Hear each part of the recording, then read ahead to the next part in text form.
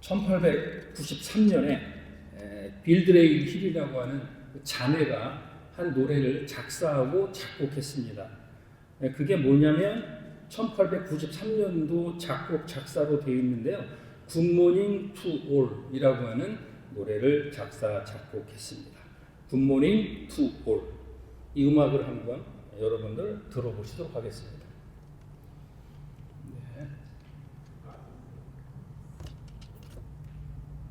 네. 네.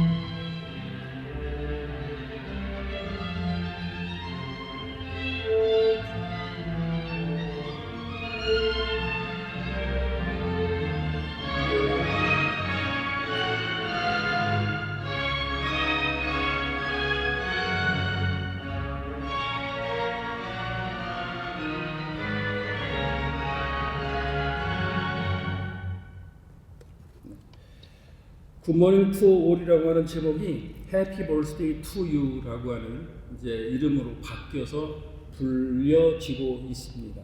5월은 가정의 달이라고 늘 이렇게 얘기들 하고 가정의 달에 맞게 여러 가지 행사를 하고 있습니다. 왜 생일이 되면 이렇게 축하를 해주고 벌스데이를 기억을 하는 것입니다. 왜 벌스데이를 여러분들이 기억하십니까?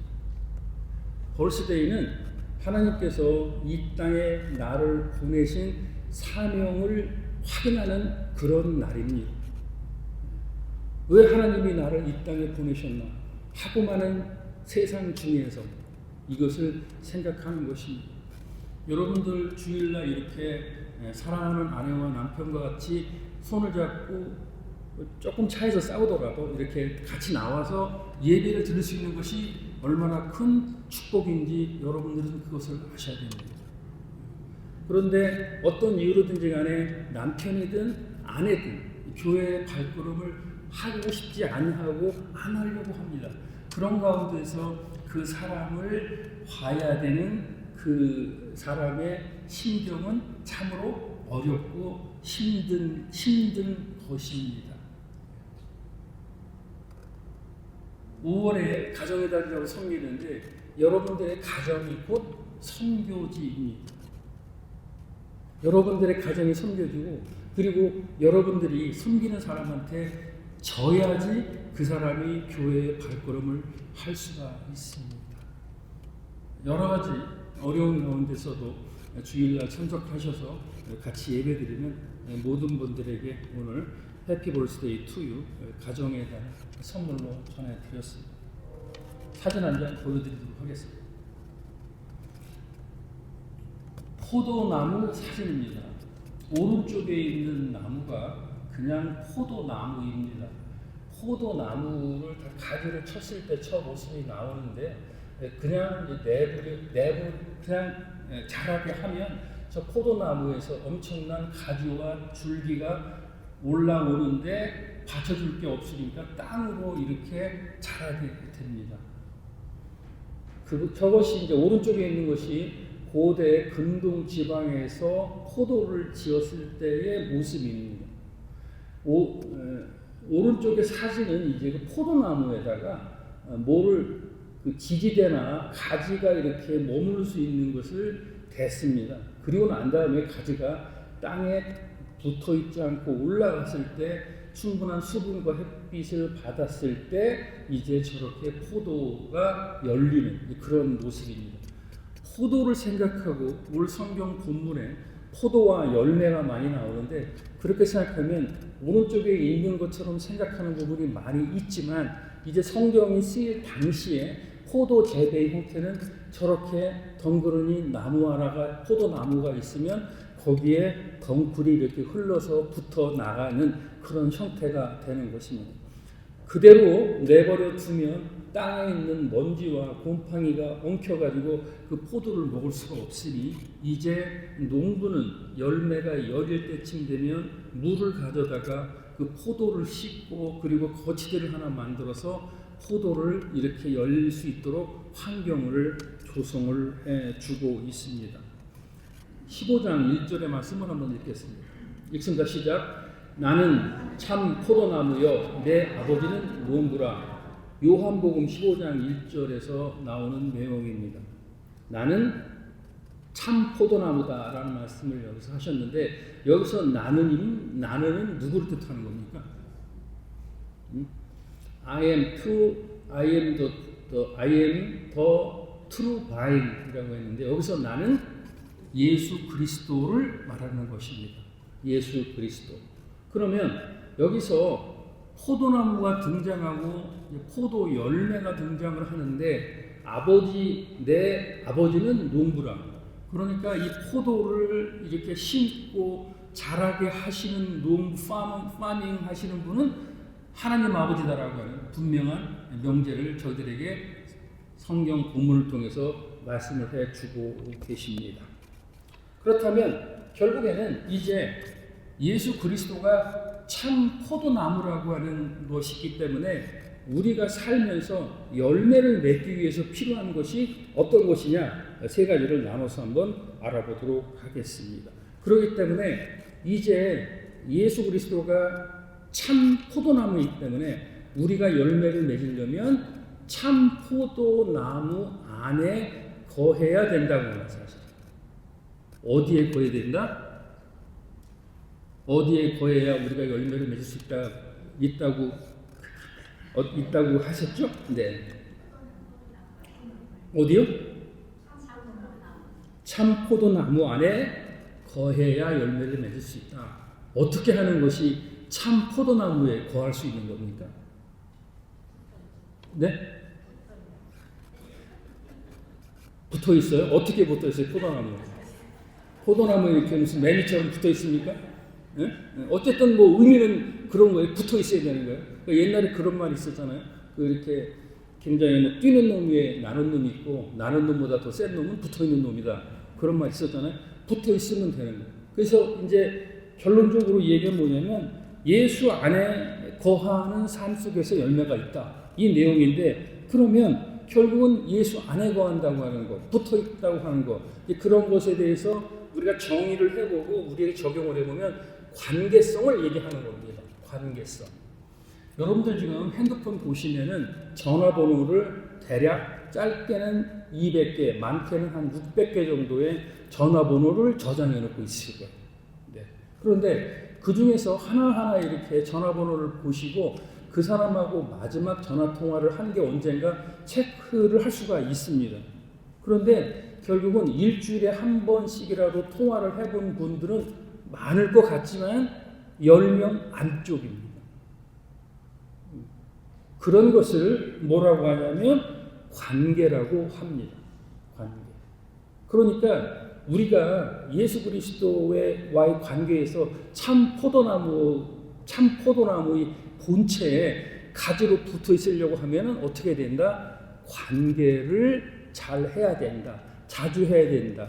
가족들은 그래도 일주일에 같이 사시거나 아니면 멀리 있더라도 일주일이나 2주, 한 달에 한 번은 만나게 되는 그런 관계성을 계속해서 갖게 되는 겁니다. 그런데 여기서 중요한 참 포도나무라고 하는 것은 영적으로 봤을 때 뭘 뜻하냐면 생명의 근원이라고 하는 것을 꼭 우리가 명심을 해야 됩니다. 우리가 봤을 때 항상 우리는 보이는 것을 위주로 하고 보이지 않는 것을 생각하지 않게 되는 것이 있는데 또 사탄이 보이지 않는 것을 생각하는 것을 못하게 하고 방해를 합니다. 예수 그리스도는 우리들에게 있어서 생명의 근원이 되는 것이고 그리고 본체에 붙어 있는 가지 우리들의 성도들은 무엇을 해야 되냐면 그 관계성에서 열매를 맺어야 되는 것입니다. 그 열매를 오늘 요한복음 15장에서는 포도 열매로 비유를 하고 있습니다. 예전에 한국에서 보면 여러분들 밥그릇이나 숟갈 젓갈 같은 거 보면 거기에 그 인쇄되어 있고 써 있는 말 중에 제일 많은 게 뭐냐면 복복자를 많이 써놓습니다. 밥그릇에 숟가락에.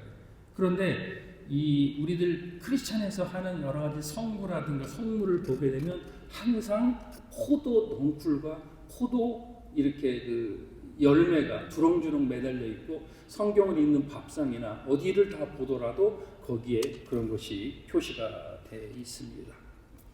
그렇다면 성경에서 말하는 포도가 주는 의미는 어떤 것인지 한번 알아보도록 그렇게 하겠습니다. 포도. 그러니까 요한복음에서 말하는 포도의 본체는 참 포도나무는 예수 그리스도시고 가지는 성도란 말이에요. 가지. 그런데 그러면 이 포도 열매가 뭐를 뜻하는지 성경을 통해서 알아보도록 그렇게 하겠습니다. 이사야 5장에 보면 하나님께서 정성껏 가꾼 포도원이라고 라고 하는 이제 그 말씀이 나오는데 그건 뭘 뜻하냐면 이사야 5장에서의 포도는 이스라엘을 뜻하는 것입니다. 이스라엘. 그리고 시편 80편에 보면은 애굽에서 옮겨 심은 포도나무라고 하는 표현이 나오는데 그때 포도 열매는 뭘 뜻한다면 하나님의 백성, 교회 공동체를 뜻하는 것입니다. 그러니까 가지에서 이렇게 탐스러운 포도송이가 있을 때 한 송이가 있는데 그 한 알은 바로 나고 그리고 전체 탐스러운 것은 교회 공동체를 뜻한다라고 이해를 하시면 되겠습니다. 신약으로 넘어와서는 갈라디아서 5장 22절로 23절 그 유명한 말씀이 나옵니다. 한번 보시도록 하겠습니다. 읽습니다. 시작. 오직 성령의 열매는 사랑과 희락과 화평과 오래 참음과 자비와 양선과 충성과 온유와 절제니 이 같은 것을 금지할 법이 없느니라. 여기 보면 이제 이 9가지 성령의 열매가 나오는데 여기 보면 이제 5장 22절에 보면 프롯이라고 해서 이게 하나하나의 열매를 복수로 취급하지 않고 단수 취급을 했습니다. 그러니까 저기서 나오는 성령의 열매 9가지는 각각입니다. 그러나 저 각각이 하나가 돼서 예수 그리스도의 성품으로 표현이 되고 나타나게 되는 겁니다. 그래서 이제 포도라고 하는 열매는 성령의 열매를 뜻하는 것이고 그 열매는 뭐다? 바로 신앙의 결과를 뜻하는 것입니다. 그렇기 때문에 우리는 예수 그리스도를 구주와 주님으로 영접해서 칭의로 의로운 사람으로 됐고 그리고 이제 구원의 과정에서 현재의 과정으로 성화의 과정을 갖고 있는 것입니다. 성화의 과정은 바로 뭐다? 이렇게 예수 그리스도의 성품을 닮아가는 성령의 열매 9가지를 향해서 우리가 한 단계 한 단계 하나하나씩 배워가는 것을 우리는 성화의 과정이라고 그렇게 얘기를 하는 것입니다. 성경에서 포도가 주는 의미가 그렇다면 그러면 열매라고 하는 의미는 과연 어떤 것을 말하는지 한번 알아보도록 하겠습니다. 그러니까 이제 열매라고 했을 때 이 상징적으로 해서 포도는 이제 이스라엘 실패를 해서 예수 그리스도가 오시고 그 다음에 또 이제 교회 공동체를 뜻하고 그리고 신약에 와서는 성령의 열매를 뜻하는 것으로 포도가 의미된다고 하면 결국에는 그 전체적인 것의 열매라고 하는 것을 우리가 어떻게 해석을 하는가라고 하는 문제가 됩니다. 그러니까 결국에는 우리가 봤을 때 주렁주렁 열려있어서 풍성하고 넘친다고 하는 의미도 있지만 다시 처음으로 올라가서 예수 그리스도에게 붙어있는 것 그럼 예수 그리스도와의 관계성에 있어서 과연 내가 얼마나 예수님께 의지하면서 내적 변화가 있었으며 그리고 삶의 어떤 중요한 결정과 열매가 있었는가가 바로 우리가 열매라고 하는 것으로 지적해 볼 수가 있습니다. 마태복음 7장 16절 말씀을 한번 보겠습니다. 읽습니다. 시작. 그들의 열매로 그들을 알리라. 가시나무에서 포도를 엉겅퀴에서 무화과를 따겠느냐. 그들의 열매로 그들을 알리라.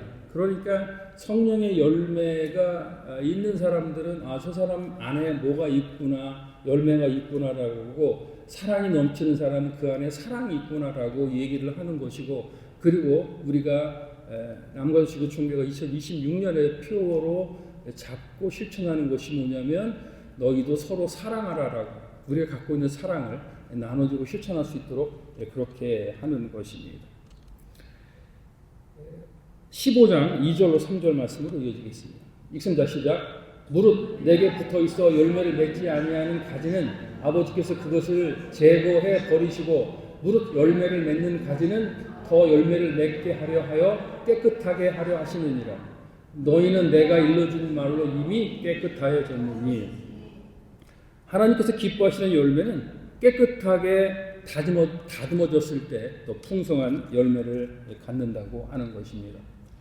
아버지께서 그것을 제거해 버린다라고 하는 말씀이 나옵니다. 포도나무는 그 나무 형태가 이렇게 막 많이 이렇게 꼬여 있고 막 그렇기 때문에 뭐 가구라든가 뭐 기타 자료로 쓸 수 있는 거는 못 쓴다 그래요. 바짝 말려서 땔감으로 써도 잘 타지도 않는다고 그러더라고요. 그런데 여기서 중요한 건 뭐냐면 하나님께서 기뻐하시는 열매를 받기 위해서는 깨끗하게 다듬어야 된다는 거죠. 그 다듬기 위해서는 어떻게 하느냐? 바로 가지치기를 한다고 하시는 말씀입니다. 농부신 하나님께서 가지치기를 하는데, 자, 한번 생각해 보도록 하시겠습니다. 가지가 있어요. 가지가 있다가 어떻게든지 간에 이렇게 좀 시들시들 병이 든 것 같더니 결국에는 죽었어요. 그러면 그 가지를 그대로 놔야 됩니까? 아니면 가지를 잘라야 됩니까? 여러분들이 농부라면 어떻게 하시겠어요? 어떻게 요즘에 하세요? 네? 왜 잘라야 됩니까? 열매를 못 맺으니까? 죽었으니까 잘라버린다. 열매를 못 맺으니까 잘라버린다. 다른 거에 피해를 준다. 예. 나는 그냥 내비두겠다. 예. 뭐 죽은 건데 뭐 내비두지 이걸 왜 잘라 하실 수도 있는 분 있으신가요? 네. 농법에서 가지치기를 하는 제일 중요한 이유는 가지가 죽었다 그래서 그냥 죽었단 말이에요. 죽었으니까 열매는 못 맺히는 건 뭐 이제 확실한 건데, 그 죽은 가지에 각종 기생충, 세균, 이상한 것들이 병균들이 많이 산다는 거예요. 그러니까 그 죽은 가지는 그냥 두면 상관이 없는 게 아니라 다른 가지에 공격을 하고 바이러스를 하고 이렇게 병균을 옮기니까 그 가지를 어떻게 된다? 잘라버린다는 거예요. 그러니까 결국에는 여기서 이제 우리가 영적이고도 내적 성장을 가기 위해서 중요한 부분이 뭐냐면, 우리가 이제 가지치기를 제거해 버린다는 말은 가지치기를 한다는 얘기인데, 그 가지치기를 우리도 내적 열매를 맺기 위해서 하나님께서, 예수님께서 우리에게도 그것을 적용하신다고. 그것을 뭐라 그런다? 우리는 고난과 훈련이라고 하는 그 가지치기를 우리에게 하신다는 거예요. 그렇지 않으면 예수 그리스도를 구주와 주님으로 영접을 해서 예수 그리스도를 닮아가는 삶을 하는데, 그 중에 복원력이 상당히 강한 죄성으로 다시 돌아가서 사탄의 자녀 역할을 할 수밖에 없는 여러 가지 환경적 요소와 내면적 요소가 있는 사람들을 예수 그리스도의 성품으로 닮아가서 참 가지에 붙어있는 가지로 역할을 할 수 있는 부분이 뭐다? 그러기 위해서는 우리들의 모난 부분, 잘못된 습관, 생각 이런 것을 하나님께서 고난과 훈련을 통해서 그것을 제거해 버리신다. 그러니까 고난은 필수적으로 있어야 되는 것이고, 다른 말로 얘기해서 고난은 변장된 축복이라고 하는 말씀을 우리들에게 해주고 계시는 겁니다. 군대에 있어서 그런 얘기를 많이 합니다. 훈련의 피 한 방울이 실전에, 잘못됐네요. 훈련의 땀 한 방울이 실전에 피 한 방울을 대신한다. 그게 들어오셨나요? 그만큼 이제 열매를 위해서는 가지치기를 해야 되는 것이고, 그리고 이제 우리가 더 깨끗해지고 그리고 더 이렇게 경건해지시기를 바라는 것입니다. 그러기 위해서 일단 그런 것을 이제 고난과 훈련을 통해서 우리를 깨끗하게 하시고, 그리고 3절에 보면 너희는 내가 일러준 말로 이미 깨끗하여졌느니라. 여기서 일러준 말로라는 게 무슨 말이에요? 내가 일러준 말로 이미 깨끗해졌다. 여기서 말로 깨끗했다고 하는 말은 하나님의 말씀으로 이미 깨끗해졌다.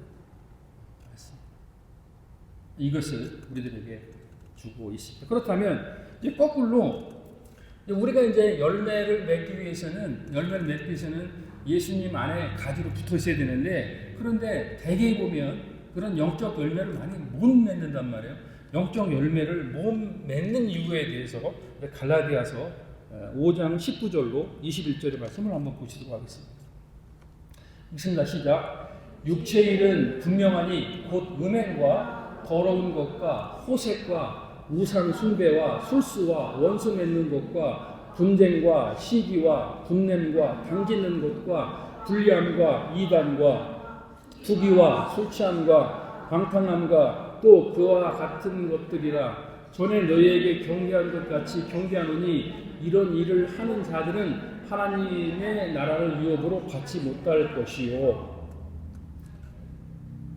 열매를 맺는 것은 예수 그리스도께 붙어 있는 것이고, 예수 그리스도에 붙어 있는 것은 어떤 것이냐면 이제 성화의 과정에서 가지치기를 할 거라고 고난과 훈련을 통해서 열매를 맺어야 되는데, 그런데 열매를 맺지 못하는 경우가 어떤 것이냐? 여기에다 해당된다. 여기에 여러분들은 어떤 것이 해당이 되는 것 같습니까? 아니면 해당이 안 되시는 것 같습니까? 육체의 일은 분명하니 곧 음행과 더러운 것과 호색과 우상 숭배와 술수와 원수 맺는 것과 분쟁과 시기와 분냄과 당짓는 것과 불리함과 이단과 투기와 술 취함과 방탕함과 또 그와 같은 것들이라 라고 나와 있습니다. 이런 것들이 육체의 현저한 일로 나타나면 그 사람의 마음속과 생각 속에 저것으로 가득 찼을 때 그 사람에게서 나타나는 열매가 저것뿐이 없는 것입니다. 그러면서 이제 5장 5절, 6절, 8절의 말씀을 하면서 결론을 저희들에게 주고 있습니다. 그러면은 결국은 하나님께서 이렇게 기뻐하시는 열매, 하나님께서 기뻐하시는 열매를 원하시는데, 그 열매를 원하시면서 그 열매가 어떤 것이냐? 그것은 바로 하나님께 영광을 드러내는 삶이다라고 합니다. 열매 자체가 맺기도 어렵겠지만 하여튼 하나님이 어떻게 해서 농부로 파밍을 해주셔서 열매를 맺었어요. 저와 여러분이 됐고 교회가 됐습니다. 그런데 그 저와 여러분과 교회가 하나님께서 원하시기에는 내 영광을 드러내라라고 하는 말씀을 해주시는 거예요. 5절의 말씀 읽어보겠습니다. 읽습니다. 시작. 나는 포도나무여 너희는 가지라. 그가 내 안에 내가 그 안에 거하면 사람이 열매를 많이 맺나니 나를 떠나서는 너희가 아무것도 할 수 없으리라. 결국은 뭐냐? 나한테 영광을 드러내기 위해서는 내 안에 있어라. 나의 사랑하는 독생자 예수 그리스도인 참 포도나무 예수 그리스도에 붙어 있어라는 말씀을 해주시는 것이고, 그리고 힘들고 어렵고 죽어가서 곧 가지치기를 당할 것 같지만 거기에 붙어 있으면 그것이 하나님 아버지께 영광이 되신다는 말씀을 해주고 계십니다. 그리고 6절 말씀 다시 보겠습니다. 6절. 사람이 내 안에 거하지 아니하면 가지처럼 밖에 버림받되어 마르나니 사람들이 이것을 모아다가 불에 던져 사르느니라. 여기서 말하는 불은 어디를 뜻하는 거겠습니까? 네, 지옥. 네. 지옥 있습니까? 네, 있습니다. 네. 요즘에는 그 본질적인 것에 대해서 자꾸 흔들리게 되니까 지옥은 뭐 그런 게 있겠냐 뭐라 생각하지만 지옥이 있고, 여기서 말하는 불은 바로 지옥을 의미를 합니다. 네, 그리고 이제 8절 말씀 보겠습니다. 있습니다. 너희가 열매를 많이 맺으면 내 아버지께서 영광을 받으실 것이요 너희는 내 제자가 되리라. 아멘. 너희가 열매를 많이 맺는다고 하는 것은 무엇입니까? 내 포도나무의 그 포도 소출이 그냥 왕성하고 가지가 큰 것이 주렁주렁해서 보이기 좋은 것으로 소출이 많다라고 하는 것이 열매가 많이 맺히는 것입니까? 보이는 것뿐만 아니라 보이지 않게도 성령의 9가지 열매가 충만하게 넘쳐나는 것. 그랬을 때 그것이 바로 하나님께 영광이 되는 것이고 하나님께서는 너희가 내 제자라고 하는 말씀을 해주고 계시는 겁니다. 여러분 속에 마음에 어떤 것이 가득 차 있습니다. 그것이 바로 바깥으로 표출되는 것입니다. 이제부터는 이제 우리가 마음속의 열매, 내가 포도의 열매를 맺어야 됩니다. 그래서 성령의 9가지 열매가 풍성하게 맺혀야 되는 것입니다. 마지막으로 사진 하나 보여드리겠습니다. 톨스토이의 단편입니다. 저자 톨스토이, 제목 사람은 무엇으로 사는가.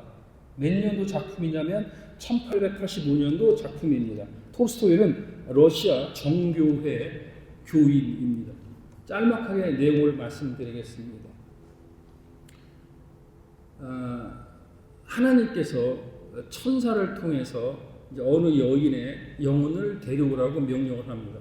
천사가 내려갑니다. 그런데 그 여인의 영혼을 데려오려고 했는데 얼마 전에 쌍둥이 딸을 낳았어요. 그리고 너무 고통스러워요. 이 엄마를 데려가면 이제 이 쌍둥이는 어떻게 이 세상을 살을까? 천사가 고민을 합니다.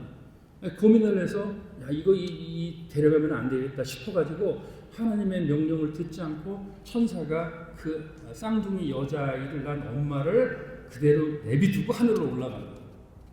보고를 합니다. 하나님께서 혼내시면서 이제 얘기를 하십니다. 너는 내가 영혼을 데려오라 그러면 데려오면 되지. 네가 뭔데 그것을 데려오면 되니만이 얘기를 하느냐라고 호되게 혼을 냈습니다. 그리고 바로 가서 그 천사가 그 쌍둥이를 방금 낳은 엄마의 영혼을 데려왔습니다. 그러면서 이제 하나님께서 그 천사에게 이런 얘기를 합니다. 너는 지금부터 천사로서의 자격이 없다. 날개를 회수한다. 해상 속에 나가서 3가지를 내가 문제를 낼 테니 그 문제를 풀어와라. 첫째, 사람의 마음속에 있는 것이 뭔지를 너는 알아와라. 그리고 두 번째, 사람의 마음속에 없는 것이 뭔지를 알아와라. 세 번째로, 사람은 무엇으로 사는가 라고 하는 것을 알아와라 라고 얘기해서 그 천사의 날개를 뺏고 세상으로 던져버려요. 그런데 이제 그 추운 날 이 사람이 이제 천사가 이렇게 사람 모습으로 변했지만 어디 이렇게 갈 데도 없고 남루한 구두방 앞에서 이렇게 달달달 떨고 있는데 자기 혼자 먹고 살기도 힘들 것 같은 그 구두방 주인이 그 사람을 오라 그래서 밥을 주고 그 사람에게 기술을 가르쳐 줍니다. 그때 이제 그 천사가 깨닫는 게 있습니다. 아, 사람의 마음속에는 사랑이 있구나 라고 하는 것을 깨닫게 됩니다. 거기서 열심히 일을 했습니다. 세월이 좀 지났습니다. 그리고 어떤 그 동네 부자 사람이 거만하게 와서 구두를 하나 맞추는데 이 구두를 신고 1000년을 살 수 있을 정도의 튼튼한 구두를 만들라고 얘기를 합니다. 그리고 난 다음에 계약금을 주고 그 부자 사람이 떠났는데 가다가 마차가 뒤집어져서 바로 그 자리에서 그 남자가 죽습니다. 그때 천사는 깨닫습니다. 아, 사람이 모르는 것이 있구나. 그것은 사람의 미래를 모르는 것이다라고 그렇게 답을 얻습니다. 조금의 시간이 지납니다. 어떤 귀부인이 아주 7, 8살 되는 어여쁜 그 여자아이 2명을 데려와서 구두를 맞춰줍니다. 구두를 맞춰주면서 구두를 재는데 그 천사의 생각에 혹시 이 아이들이 내가 그때 영혼을 데려왔던 그 쌍둥이를 낳았던 그 엄마의 딸들이 아닌가라는 생각을 했는데 맞춰보니까 그 딸들이 맞아. 그 쌍둥이들. 그러면서 그가 자기 생각에는 너무 불쌍하고 힘들고 이게 도저히 이게 어떻게 되나 싶어서 안 데려갔는데 결국에는 그 사람이 그렇게 천사 걱정했지만 그 사람이 그것을 봤을 때 마지막 질문인 사람은 무엇으로 사는가라고 하는 하나님의 질문을 찾는데 아, 그것은 내가 힘들어도 배려하고 돕는 사랑으로 사는구나 라고 하는 답을 알게 됩니다. 그리고 그때 이제 소설에 의하면 천사의 날개가 돋고 그 천사는 천국으로 올라가면서 또 소설이 끝납니다.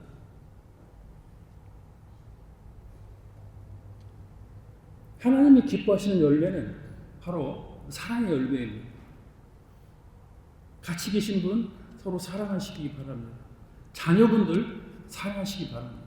교인분들 사랑하시기 바랍니다. 그 가운데 우리 속에서 필요한 것은 뭐냐면 저 넓은 대서양 태평양 바다가 모든 거 바다라고 하잖아요. 바다. 왜 바다입니까? 모든 걸 다 받아주니까 바다입니다. 바다. 그것을 뭐 너는 이거는 되고 안 되고 이렇게 하면 그 바다가. 그리고 받아주는 사람의 그 하나님 기뻐하신 열매는 뭐냐면 딱 한 가지입니다. 사랑으로 그럴 수 있어. 이유를 따지고 원인을 따지고 버르장머리를 고치려고 하면 한도 끝도 없습니다.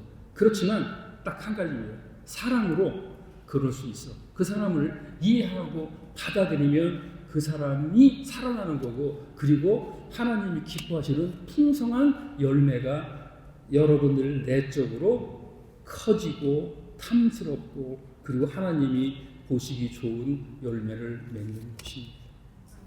그런 열매를 가지시기를 주님의 이름으로 축원드리겠습니다.